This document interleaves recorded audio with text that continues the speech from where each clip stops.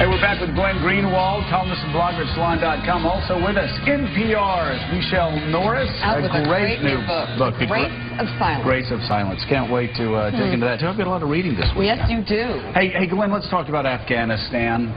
Mike Barnacle and I have been concerned, obviously, for the past couple of years about the generals asking for more troops, more troops, more troops. The Woodward book comes out, and it looks like it was the president, the generals against everybody else in the administration.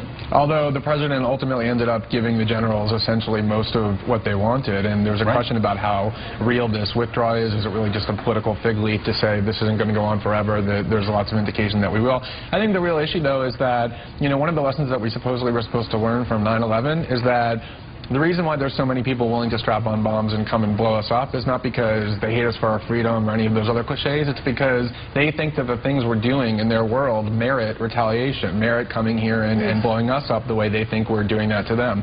And so here we are in Afghanistan continuing to prop up a corrupt government, continuing to drop bombs regularly. Obama has intensified dramatically the number of drone attacks in Pakistan, the number of civilians that we're killing. And so all the things that we claim we learned as a lesson from 9/11 as to what causes terrorism and anti-American sentiment are the things we continue to do, occupying their countries, dropping bombs, without an end in sight. And we're essentially exacerbating the problem we claim we're there to try and solve. Mike Barnacle, a Christmas Day bomber, didn't go back to us occupying Saudi Arabia or having 100,000 troops here. It was drone attacks killing civilians in Afghanistan. You know, I mean, look, war is inherently a messy business, and there are going to be stories and there are going to be actual events where civilians do get killed. The larger issue with Afghanistan, at least resonated with me having dinner about a week and a half ago with a young captain just back from Afghanistan, his third tour. And we were talking, and he said, if we were able to go into Helmand Province, Marja, Kabul, anywhere, and demilitarize it, disarm every member of the Taliban, guess what would happen? I said, what would happen? He said, they would throw rocks at us. Yeah. That's what they would do. Well, that's the history. About disarming Marja, though, you're talking about what they are doing now, what they have not continued to do, what they did early on in the war in Afghanistan, was to try to decapitate the Taliban and the warlords by cutting down on the drug trade. And if you look at the numbers, the drug trade has come roaring back. It's as strong as it was at the beginning of this conflict. And so, you know, they might not have to throw rocks because they still have money to go back out and buy guns. So what's the end game?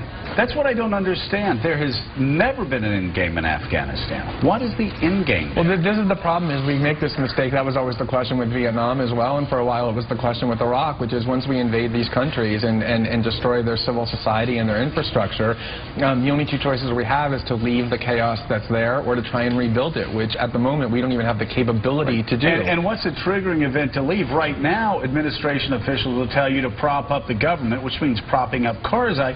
This is a guy that won't even take his meds. And it's not even a real government. It's the government of Kabul. He doesn't govern most of Afghanistan. And so what we try and do when we have these failed policies is keep doing it, because the idea is losing means leaving. Okay, but do you have a clear answer? Yeah, I think we ought to leave. We're not accomplishing any good. And what would happen if we left?